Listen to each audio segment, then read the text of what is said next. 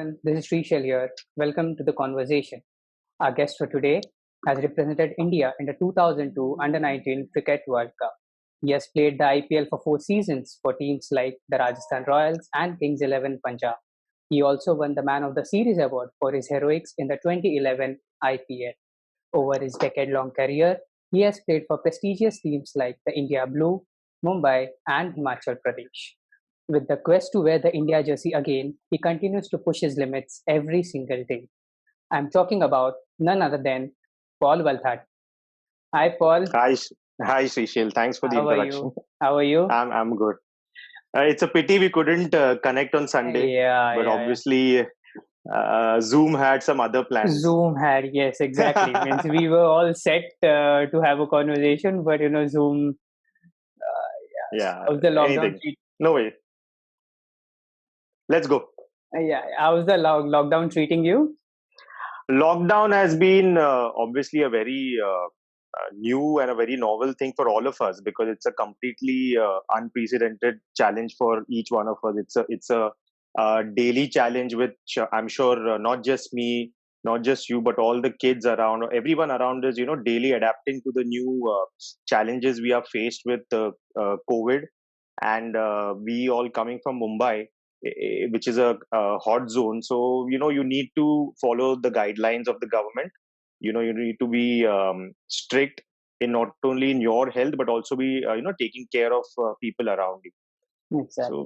just following the guidelines that are laid by our government, trying to be indoors, trying to interact with family because we are a lot, we are sportsmen, and being outdoor people, we don't get that much of time to spend time at home. So just making the most of Exactly.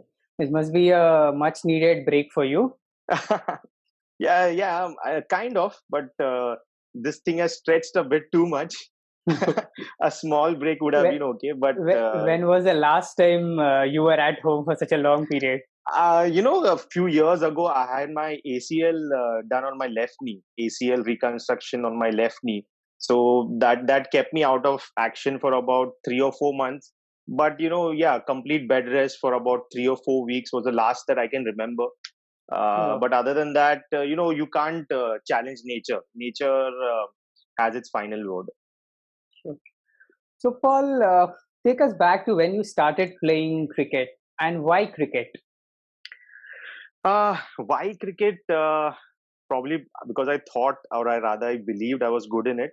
Because I'll tell you first how cricket was introduced to me. My father was always an avid cricket fan. He was down in the south. We are from Andhra Pradesh, so there he sort of had his schooling. Then they shifted to Mumbai. Although he tried his bit in cricket, but uh, due to probably not enough talent or not enough support, he couldn't make a career out of it. And then he eventually went on to become a very successful engineer in his field. So my father was one, who sort of introduced the game to me. It was obviously to begin with, it was a weekend thing where me and dad used to have a bit of cricket. But then probably he had that eye that this boy has something special. Just to hit the ball.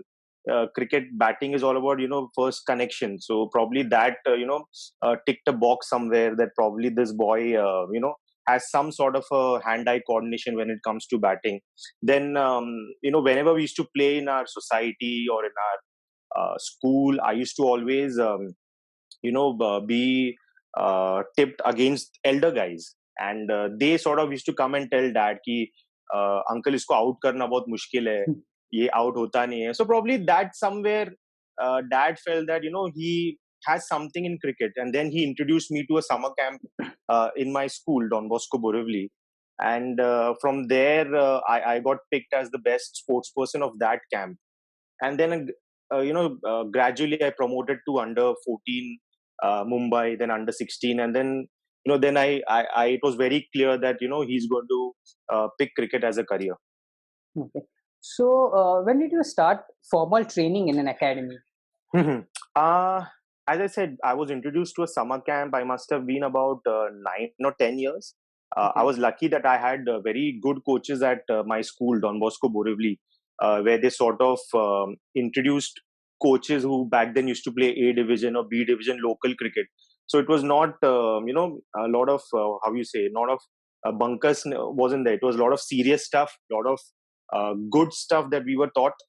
And then eventually, after a couple of years, playing for my school, I was picked at the Elf Vengsarkar Cricket Academy. So I sort of got into a proper academy at the age of 12. And that was, where my steps as a serious cricketer, as a professional cricketer, were taken. Once I joined Elf Academy, maybe I was about 12 years back. But Paul, there's a story behind you getting into the academy. In spite of being a batsman, you got into the academy as a bowler. So Yeah, tell us about it. The first trial, Srishal, I couldn't make it in the Elf Academy. Okay. I obviously, Don Bosco Borivali, where I did my schooling. I was sort of a best batsman over there. I used to get all the runs in all the tournaments for them. But when I went into a higher level of competition, I was completely ignored as a batsman. So that's when I saw a red flag, and I had to go get into the academy, because I was very sort of eager to get into Elf Vengsarkar Academy, sort of very eager to challenge myself, compete myself against good cricketers. So hence the next year when I went in, again the batting looked a little iffy because they were not that impressed. Then I just went to a coach and I said, I even bowl. So they gave me the ball and I somehow felt that I have to get in.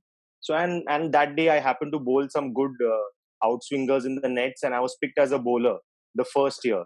So that is the story. I was so desperate, eager, to get into the academy, because I knew that will be a wonderful stepping stone for my career. So I just wanted to, get somehow enrolled in that academy, play at a lovely oval Maidan facility that back then it was there, and get trained under Dilip sir.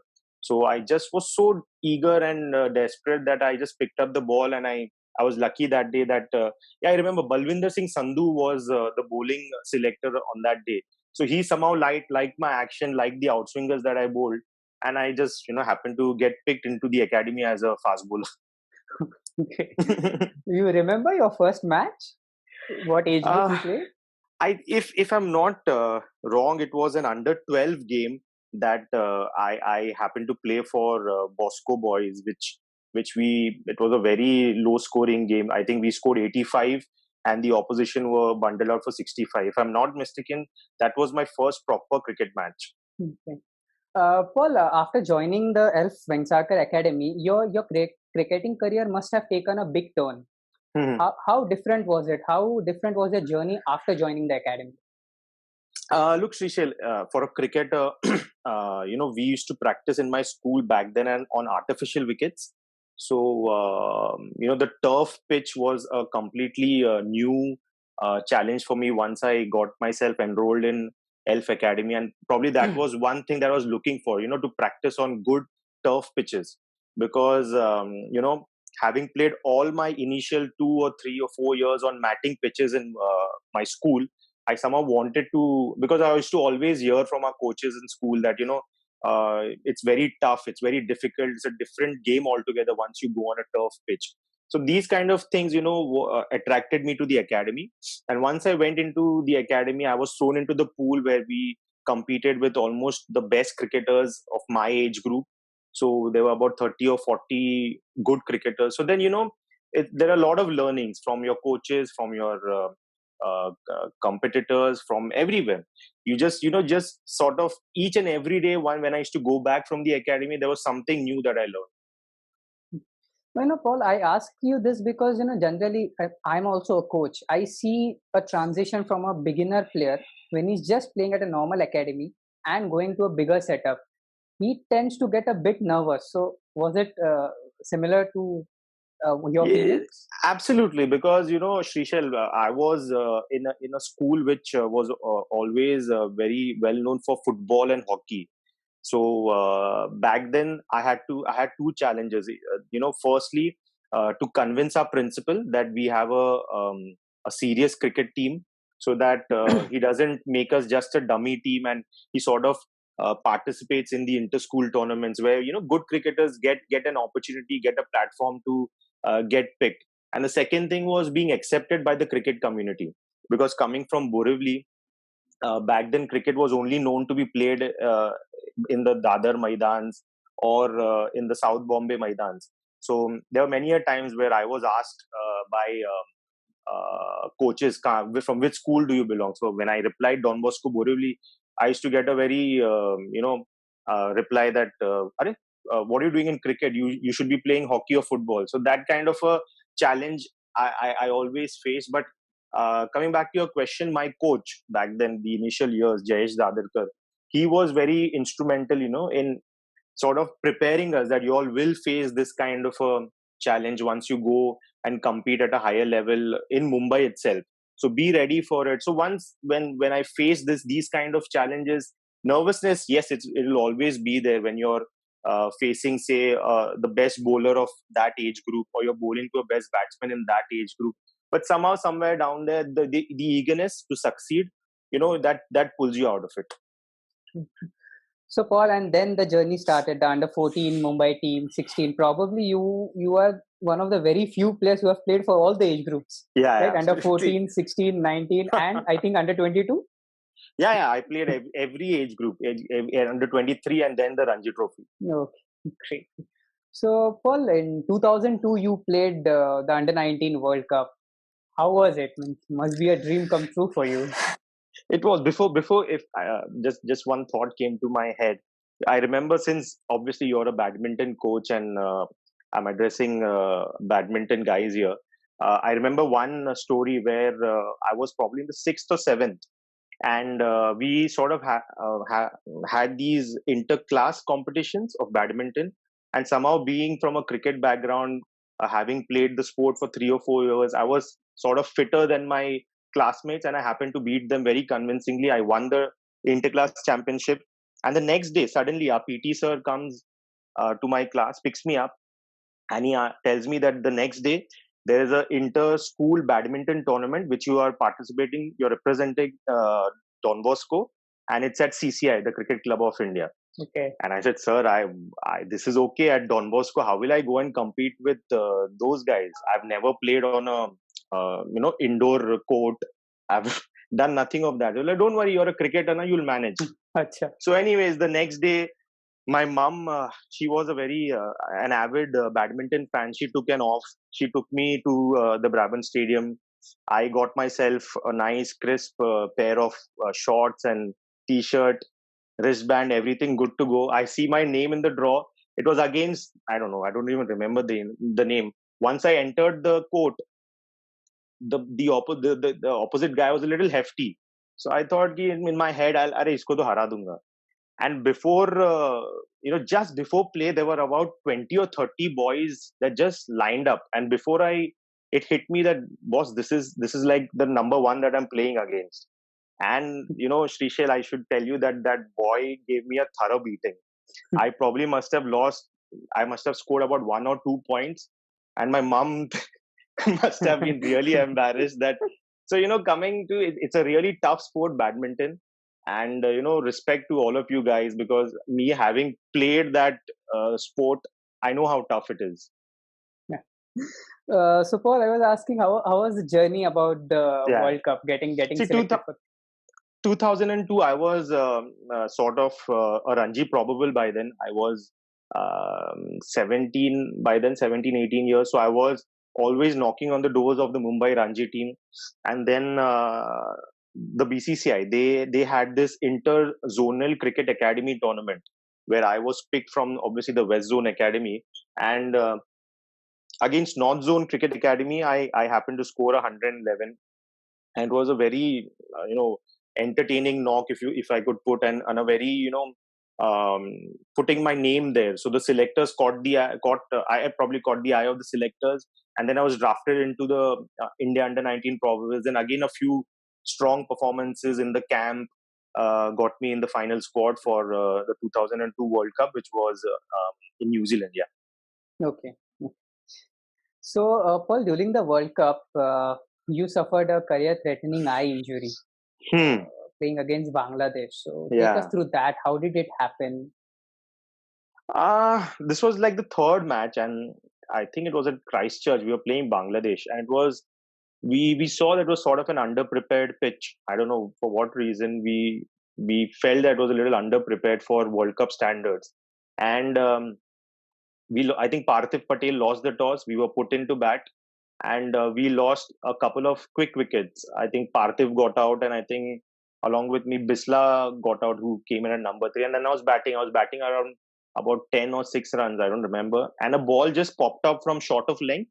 That sort of a good length, just beyond Yeah. good length, sort of a ball. It just popped up, and it went through my visor. It just Oh, smashed through the visor, hit my right eye, and that's it. I remember I was blank after that. Blood was oozing out. I lost consciousness, and then I had to take about 15 stitches on my eye. And once I came back to Mumbai, I had to undergo about 3 or 4 operations before I could, because my retina was completely smashed because I suffered a fracture in my right eye. So those bone fragments completely splintered my retina. So I lost vision in this eye. So after a few, luckily, a very good laser surgeries happened on my right eye, that I sort of slightly got myself up and going.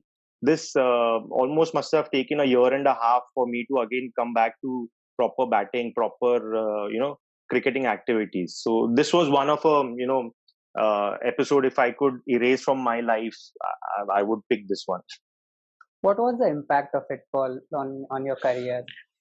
Looking uh, back. Looking back, the biggest negative impact probably, or a positive impact, because I don't know, negative in the sense, the bus moved on. There were I sort of lagged behind, because my vision was never the same. I was always an attacking batsman, a hand-eye coordination sort of a player, and sort of having to adjust my game at the young age of 17, where probably a batsman just plays his shots, plays through his raw talent.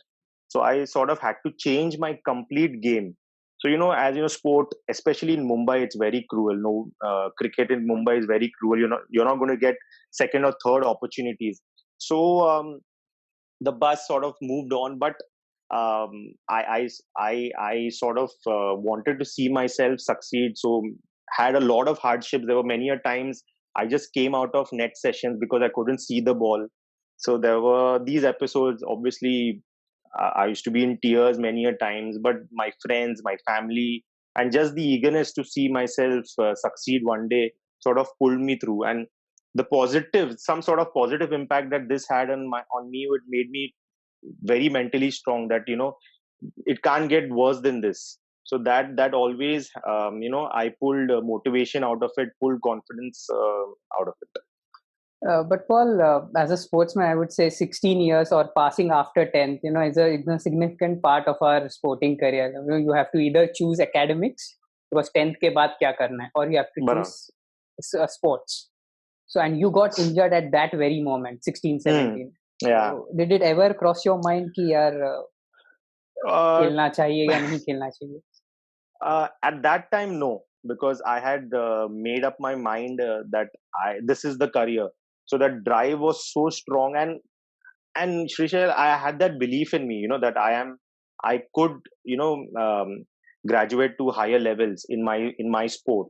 So that confidence I always had. If probably I was just an average cricketer, I might have, changed careers. But because I was always the blue-eyed boy of Mumbai cricket, I was sort of always termed as the next batsman coming out of this nursery. But just that eagerness to look at myself succeed one day, play all the levels of cricket was so strong, and I'd already made up my mind because I was playing India under 19 um, when I had this eye injury. So choosing or changing your career was not an option back then. But yeah, those hard days were really tough to digest. That will I ever be able to bat at a level that I was before the injury? Will I ever be selected again? Will I ever be able to dominate the sport again? Those sort of thoughts were really hard to digest at that young and tender age. Paul, how were the years from 2002 to 2009? How were these Hmm. years for you? How was As your progress yeah, after the injury? as I said, 2002, I had this injury which sort of almost took a year and a half to come out of it. And as a if as a cricketer, if you could understand what I'm trying to say is I had to completely change my batting game plan, because pre-injury I was a completely dominating batsman. I used to just completely raw talent, taking on the bowlers. But that 1.5 year, I had to change my own game plans, try and know my game better. So those sort of things took time. Obviously, then you hit a bad patch in your form, matches keep coming, you probably fail, and you doubt everything. That kept on. That was a circle. Probably somewhere around 2005, I say, that I sort of was ready as a batsman, knowing my game, like for a badminton player or a tennis player, knowing how to win matches. So for a batsman, I probably in 2005 I knew how to get runs again after 2002. So those 3-4 years were very tough for me, where I had to construct my own new game plans in batting. So those kind of things. 2005 onwards, I was again ready. Then again, I got picked for Ranji Trophy in 2006, and then I was in there around the team. And in 2009, I think Rajasthan Royals happened for me. Yeah. So I was about to come there. So in 2009, a big phase in your life, Yeah, 2009. So tell us about it. How did that happen? Getting into Rajasthan Royals. 2008, the IPL began, and that was always for a cricketer's dream, a French cricketer or a budding cricketer's dream to be a part of. Yes, the money and all is different, but just the platform, rubbing shoulders with the greats of the game, coming on live TV, facing them, having a chance to compete against them, those kind of opportunities. So 2008 IPL didn't happen for me. I couldn't get into a team. 2009, um, Rajasthan Royals had trials at the MIG Bandra. So I went there. The coaching staff, the selectors of Rajasthan Royals were there. So I had a very good outing in the first match. The second match, they had us against the main team of Rajasthan Royals. So even then, I performed very well. And then I got into the final squad that left for South Africa. Again, there, Mr. Shane Warne, the captain of Rajasthan Royals, was present at South Africa. Again, we went through the grind, had a few games in the training camp, and again, I did well. I impressed upon Shane Warne. And then that's how I finally got my first game of IPL in the second edition of IPL. Paul, I heard you saying somewhere that when you were playing, you had Saurav Ganguly, Adam Gilchrist, and Chris Gayle. So you know, how was that? as a young cricketer, you always have those dreams of playing against these guys and batting.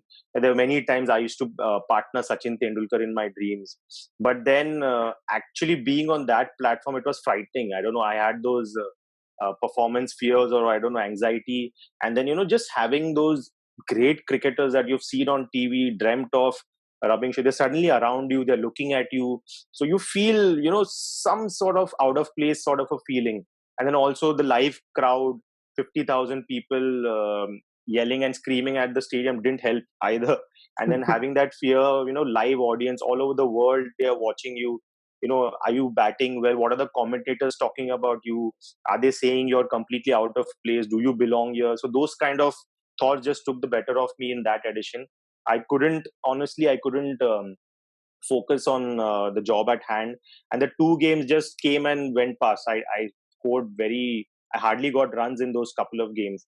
So just that big stage, that big stage sort of got the better of me in the first time that I played for IPL. And then how was the journey for the 4 seasons? You got into Kings 11, I think, in 2010. 11, 11. 11. Okay, 11 Yeah, was the first year. Okay. yeah. How After did that, that happen? 2009, Yeah. 2009, I didn't have a good season. I remember I went to Shane Warne's room once, and we had a chat, and I was in tears that this kind of an opportunity came and went past. But Warney being Warney, he sort of egged me on, and don't worry, you're a good player. you're a very versatile cricketer. You'll get your chances. You'll do well. And then eventually we all went back to our respective places. And then I sort of felt that there are two aspects: one, having the game to perform, and second, that mental aspect. So I sort of started doing my homework, getting myself ready, that if ever I want to succeed in the IPL, if ever I get a chance again in the IPL, I have to be ready. So then I went back, I got my runs in domestic cricket, but I was the highest run getter for Mumbai in 2010 in T20 format. But somehow 2010 I couldn't get a contract in the IPL. So I again believe that probably, you just accept that God has better plans for you. Probably this is not the time. So I then again went back to the drawing board, spoke to my coaches, spoke to the players who have been playing IPL. Suresh Raina was one who was a good friend of mine. So Abhishek Nair, Dinesh Karthik, these guys, I sort of always had chats that how do you have your mind on job in a bigger stage, bigger platform. And then somehow something hit me that the more I try and push these factors away, like live audience, the names around me, that wasn't helping me. So I decided it's time that I sort of embrace it. I accept it. I visualize that these are going to be part of it. Scrutiny is going to be part of it. And then 2011 happened, and I was completely ready for it, because that challenge of accepting the platform, accepting that big stage, helped me a lot. That being ready. The second time I was just ready. I knew I had the game. I did my performances in domestic cricket. I was just ready, just eager to get that break in a good match. And then 2011 came by. Paul, you said that this was probably your second stint in the IPL, getting into Kings 11, and you said that you were ready to face those 50,000 people. So, how important it is to have a conversation with such big players? You said that you had a conversation with Shane Warne, probably your then captain Adam Gilchrist. So, how differently they prepare themselves for such a big platform? See, each and every player has their own, in cricket. If I could refer to cricket, they have their own routines, they have their own methods of approaching a game, preparing for a game. But I sort of had that. I took lessons out of it, that the common thing is believing in your preparations. So that is one thing that I sort of took out of these great cricketers. Whenever I spoke to the great Sachin Tendulkar or whoever, they always emphasize on lot on preparation. So that was a biggest lesson for me that I took out of those conversations. And obviously I worked very hard on my batting in those couple of years. My fitness, I stuck to a very strict routine 3 or 4 months before the IPL, where I used to wake up 5 a.m. I used to hit the gym, then go for a batting session, go for a recovery session, then have some rest, then do a running session, then again have a second batting fielding session. So I had stuck to this routine for almost 2 or 3 months. So I was completely ready. And then as I mentioned earlier, that the second time I was just ready to accept the outside factors, because the more I tried and pushed them away, that ये लोग नहीं यार, there is not, I will go past them, वो नहीं होना, it didn't happen. So the second time I sort of embraced the atmosphere, I embraced the surroundings, I embraced everything. It was just so very much easier for me to focus on the job at hand, focus on the skill part, focus on the match situation. That's very important for a cricketer. So the second time I was just ready. That is the only reason how I can justify getting a century against probably the best. Yeah. Can you hear me? Yes. Yeah. So then the final match, after how was it when they announced that the orange cap goes to Paul Welthurty? Means all your hard work must have come in front of your Absolutely. I remember the game, the CSK game. I wasn't sure if I'll be playing in the 11, because we had a very poor game the first match against I think it was Pune. So I somehow sort of peeked into the playing 11. The manager was writing the playing 11, and I saw my name there. So somehow something switched on. I knew that this is the make or break game. And just being switched on, we had a stiff target to chase 190, and I just focused. Once those nerves settle down, which is very common for a batsman, be it any sort of a match. So once those nerves settled down and I was in the innings, I sort of focused more on the match situation, which bowler to take on, which bowler to respect, which fielder to respect, which fielder has those kind of things which are very important to construct and build your innings and sort of take your team through. And eventually, before I knew, I was in the 80s and the 90s, and the 100 happened. And even after the 100, the asking rate was still high. So again, mind back on the job, those kind of things, just pulled me on. And before I knew, the match was over. I was 120 not out. I was awarded the man of the match. I was presented the orange cap because Jack Callis was having the orange cap before that game. So I pepped him, and then I had the orange cap for 3 or 4 games after that. So that was I never in my wildest dreams have I ever imagined that I'll get to wear an orange cap in the IPL, score a century. But as I said, somewhere something better was planned for me. My sort of dreams came true on that day. For those who watch cricket, must have been in 2011, must have been like, okay, this is the player. But I'll ask you what happened behind the scenes. People don't know what really happened. Hmm. What really happened after See, 2011? 2011 happened. I had a very good season. I scored about almost 500 runs. I picked about 8 or 10 wickets. I was presented the best player of that season, and then I went back into my domestic cricket, and then unknowingly there was a wrist injury that was creeping up on me, and before I knew, the scans showed a ganglion. A ganglion was present in my wrist, which was very painful, and I couldn't even hold the bat in my top hand. I couldn't even give my cap at times. It was that painful on my left wrist, and I was naive. I was hungry for opportunity, so I sort of uh, pushed through the season, took a few cortisone injections, thinking that it will go off, but then it just didn't. And then I had a miserable IPL, and then after that I went for a surgery to London. So that was a very tough, a very bitter pill to swallow. That just when everything was on the platter for me, just having to do my stuff, going through the routines, having few games, and then this injury crept on me, and then I sort of hit a rough patch, injury, the recovery period, surgery. That just was at a very wrong time. That happened to me back then. Well, how you dealt with so much uncertainty means after every high, if you look back at your career, after every high, there was something which pulled you down. Yeah. The only justification is that did I leave any effort? The answer is no. I tried my best to be the best cricketer that I could be. So the injuries that happened to me, I had a shoulder dislocation, then I had the eye injury, this wrist, then even my knee. These are always very freakish injuries, which were not related to a routine fitness assessment. It was just happened out of the blue. So that is one thing that I made peace with myself, that probably these things were beyond my control.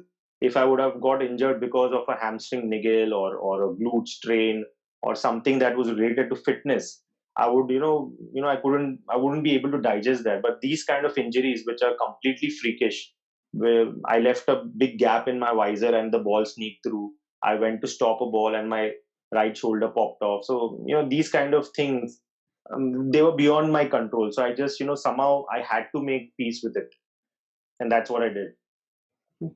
Paul, you said that you also had a knee injury. So, coming back after that wrist injury of yours, you started practicing, and again that knee injury. So, how was it for you? Means even coming back again, getting injured, coming back again injury. This was again in a local match. I was playing a match, and went after a cricket ball. I don't know, the grounds are really bad in Mumbai, and I sort of busted my left ACL, so which had to be operated upon. So again, this was one of those things that I just didn't have control on. So it is tough. I mean, but you have to make peace with it. There is more to life than just cricket or sport. So you try your best. You try and be the best cricketer that you could be, and then you leave the rest to destiny, or you leave the rest to God, and just keep looking for the next day, looking for more things to be motivated, looking for more things to be happy. Uh, Paul, looking back of your on your decade-long journey, what have you learned through sports?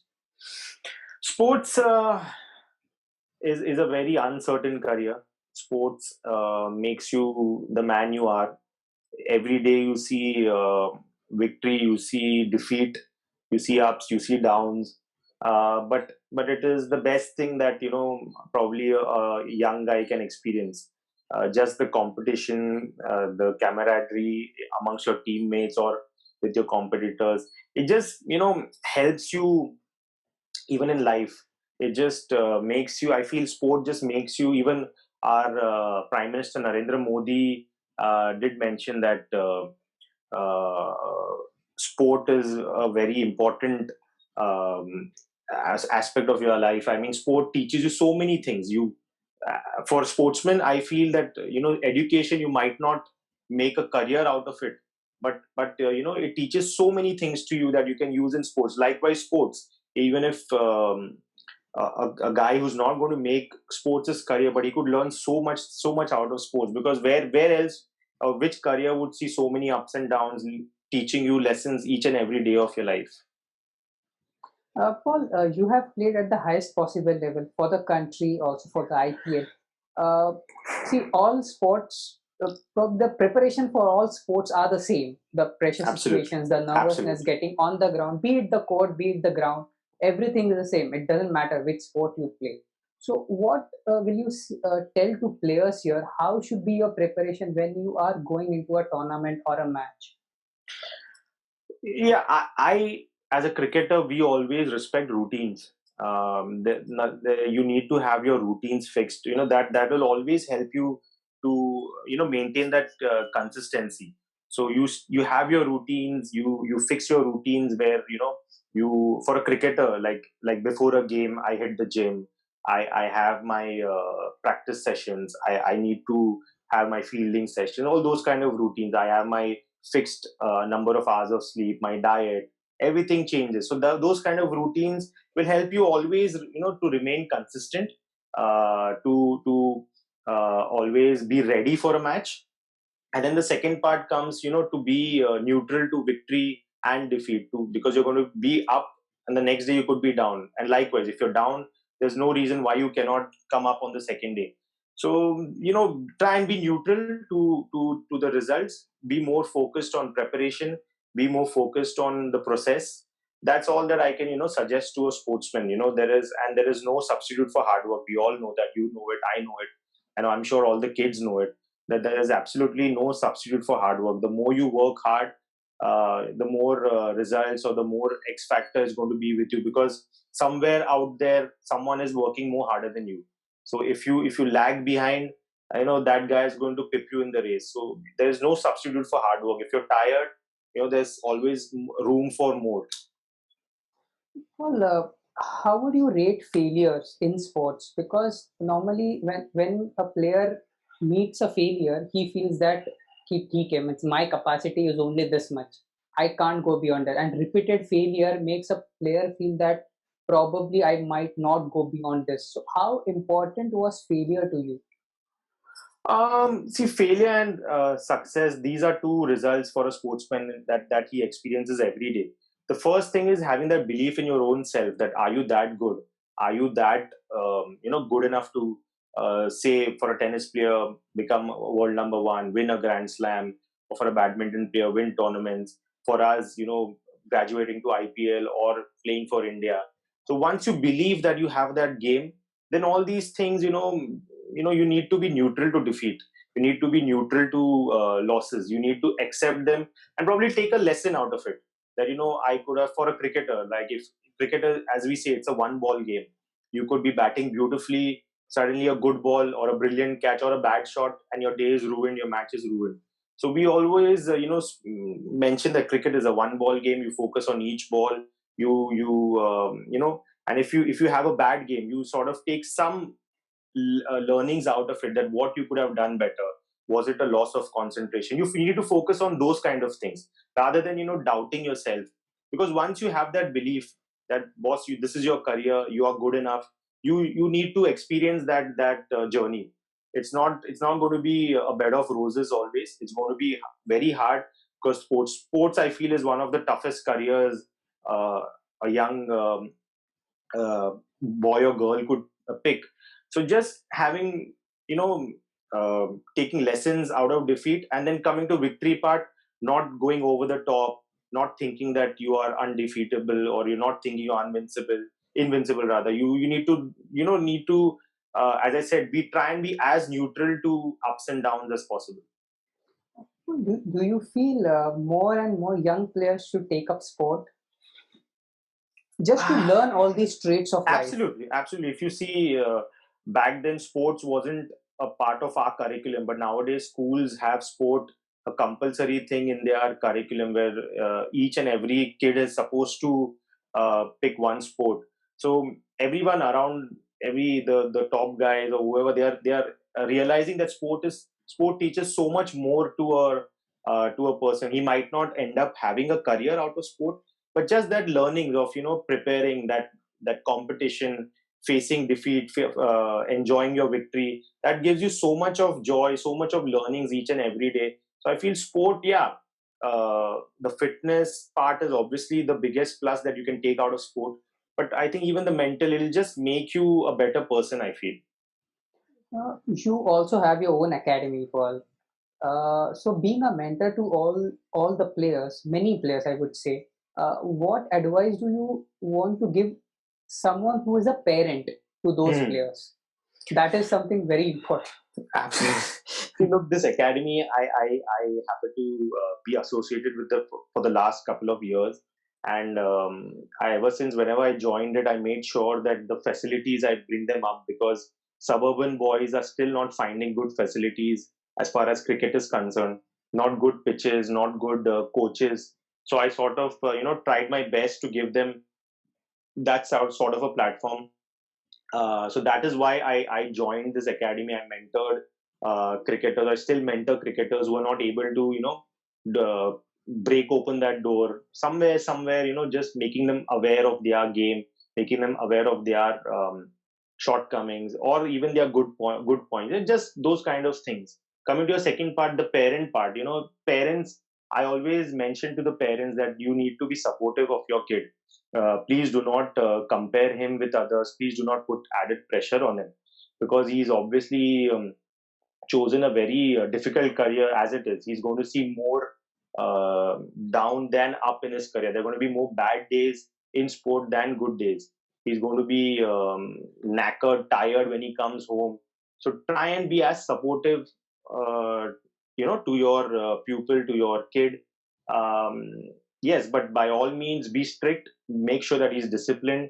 If he goes out of line, you are the guy or rather, you are the person who's supposed to put him back on track.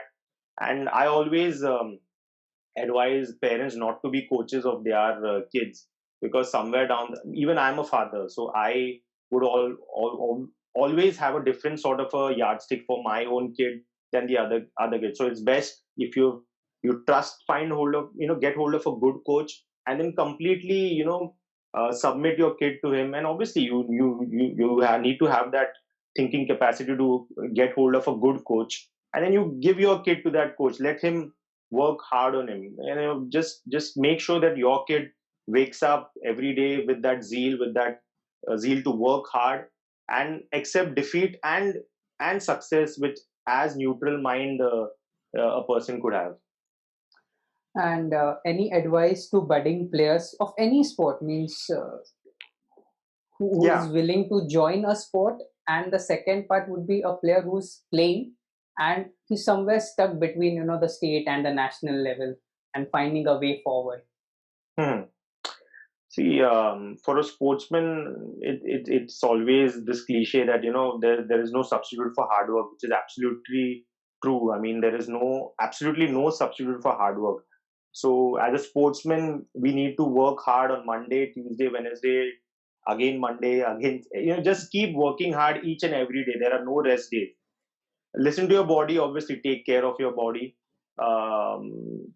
I'm telling you, the most important thing for a sportsman is, yes, hard work is there, but having a neutral mind to accepting ups and downs. That is the best that you can do for your own self. If you're going to be over the top when you have a good match, when you win a tournament, you're going to find it that tough to accept failure. So have a neutral balance between failure and success. And once you realize that this is going to be your career, it's, as I mentioned, it's not going to be a very bed of roses, going to be very tough. So stick to it, try and work hard, try and get hold of a good coach, try and be honest to yourself, try and speak a lot to your compatriots, because you need to have that vision. That I read somewhere, Andre Agassi, when he used to have difficulty defeating Boris Becker or reading his serve, there was a pattern which Boris Becker sort of stuck his tongue out, where if he had to serve wide on the ball, on the deuce court or the ad court, he used to stick his tongue on that side. And if he had to serve on the body, he used to stick his tongue. That kind of things. Be more having empathy towards all of this, having a vision which will help you beat your compatriot, beat your competitor. Those kind of things. Just mingle around with positive people, like-minded people. Try and stay away from bad habits, because it's going to be tough. Anyways, you have got a very short-lived career span, which ends in the late 30s. So make the most out of it. And once you taste success, sports is a very rewarding career. Be it money wise, be it fame wise, it's a very rewarding career. So that, just that eagerness, or that zeal to look see yourself succeed one day, stand on the podium and receive the gold medal, should be, I feel, the most thriving or motivating factor for sportsmen. And also, I was about to come there when you mentioned about Andre Agassi, that, many of people nowadays also feel that, okay, I don't have that much facilities. Probably a bigger academic a player will have. So, what is your take on that? See, yeah, facilities are important. I don't know what sort of facilities badminton, like is it different playing on grass, or I don't know what is it different playing in an indoor setup. Like for a cricketer, we always thrive, or we are hungry for facilities. We need good pitches. I am a firm believer that good pitches will produce good cricketers.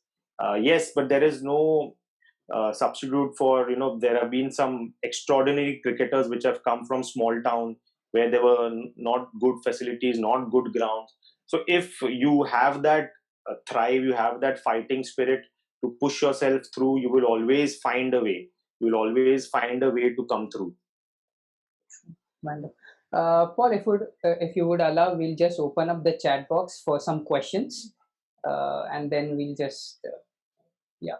So people, I have just enabled the chat box. If you have any questions, you can just put in a chat box. Put in the chat box. You can message me personally there, and I'll ask you. Yeah. So we'll wait for 5 minutes, Paul.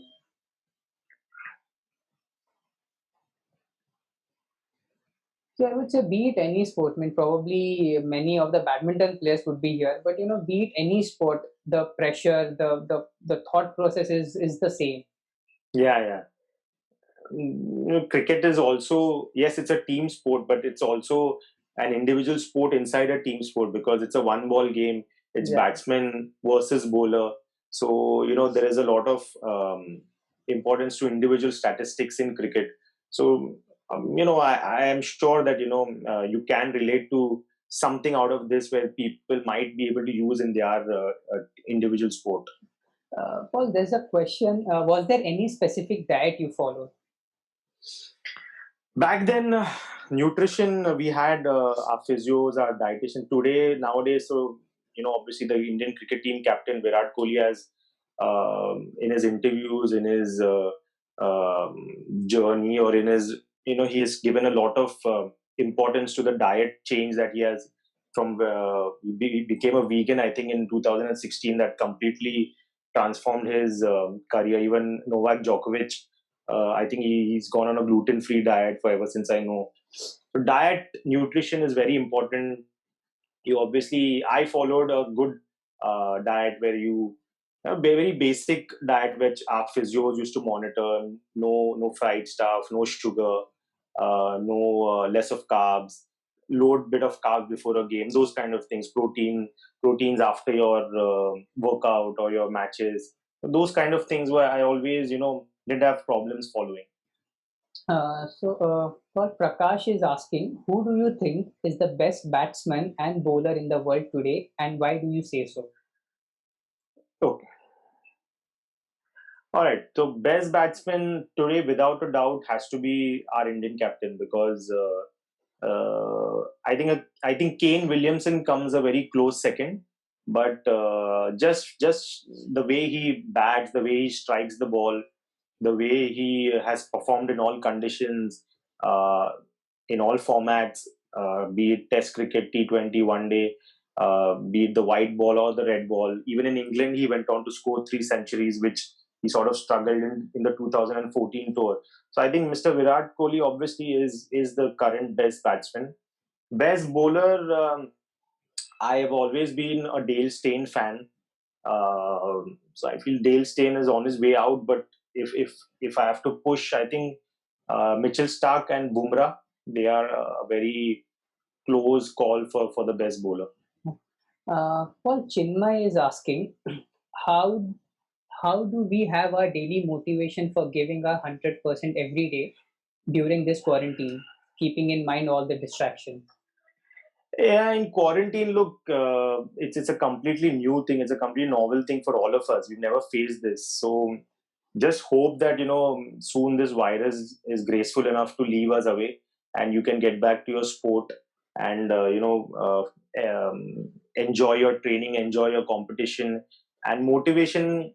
I feel once the lockdown is over, just the zeal or the eagerness to you know. Watch you succeed one day, let your family feel that, let your friends feel that moment where they see you live on TV, where you are receiving gold medal. At keep you motivated always. Paul Sunil is asking, how much gym fitness is helpful for kids playing at state level between the age 10 to 15? Look, in our sport, at least in cricket, at that age group, we do not encourage a lot of weight training. It's always body weights. It's always a lot of mobility. It's always a lot of core, lot of glute stability, shoulder stability for our sport. I don't know badminton, what sort of fitness or what sort of gym exercises you all follow. But as far as cricket is concerned, we do not encourage a lot of weight training for that age group. Yes, after you hit your teens or you're entering your 20s, gym takes a major part of your fitness routine.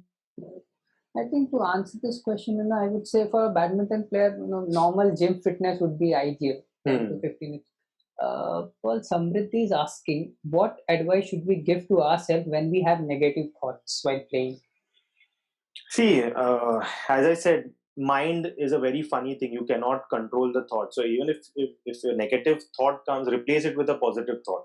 You cannot push it away. The more you try and push it away, the more it's going to eat you up. So negative thoughts, they are going to come. Come what may, you need to just accept it, embrace it, and replace it with a positive thought.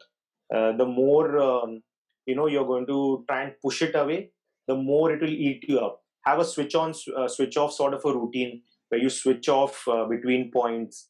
You switch on as soon as you're going to serve or you're going to receive a serve. Like for us, when we switch off between deliveries, mastering that art is itself a big task, where you do it repeatedly in matches, in nets, and then you sort of master that switch on, switch off routine.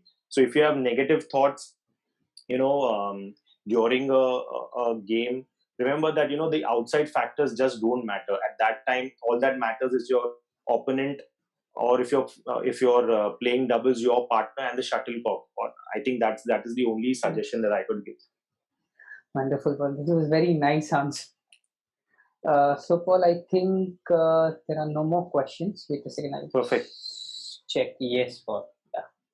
Thank you Chalo. so much, Paul. Thank Pleasure, you all the for best. taking out time for us. It was Perfect. wonderful having you here. Thank you so Chalo. much. All- Thank you, all the audience. best. Thank you. Bye. Bye. Bye.